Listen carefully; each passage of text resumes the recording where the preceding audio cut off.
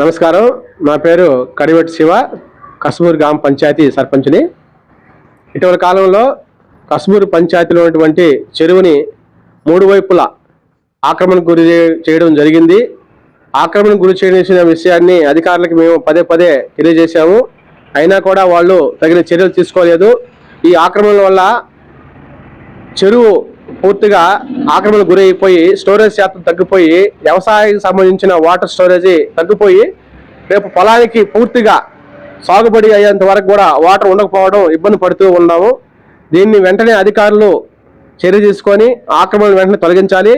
అదేవిధంగా ఆక్రమణకి గురి చేసిన పొలాలకి సోలార్ విద్యుత్తో లైన్ లాగి పెట్టడంతో అక్కడికి పోవడానికి అంటే ఆ దాని మేతకి వెళ్ళే పశువులు ఆ షాక్ కొట్టి చనిపోతే అది ఎటువంటి తీర నష్టమో మాకు తెలిసిన విషయం కాబట్టి వెంటనే ఆ సోలార్ విద్యుత్తును కూడా తొలగించి చెరువుకి మూడు పక్కల ఇటు పాచిలపాటికి పోయే లైను, అటు తెప్పకి ఆ మూల మూడు పక్కల చెరువుని ఆక్యుపై చేసిన ఆ అక్రమకారులను వెంటనే శిక్షించి ఆ పొలాన్ని వెంటనే చెరువు కింద కలపాలని చెప్పి పంచాయతీ తరపున పంచాయతీ రైతాంగం తరపున నేను తెలియజేసుకుంటున్నాను.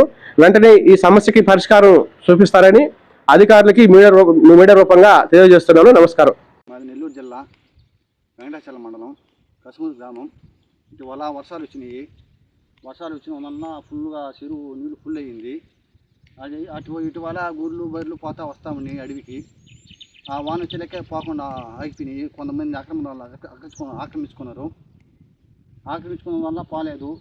మళ్ళీ వాళ్ళతో వేరే వాళ్ళని పట్టుకొని వాళ్ళని పట్టుకొని ఇప్పుడు ఏంటంటే అప్పుడు ఈఆర్ఓ సార్ వచ్చారు, సర్వేరు వచ్చారు.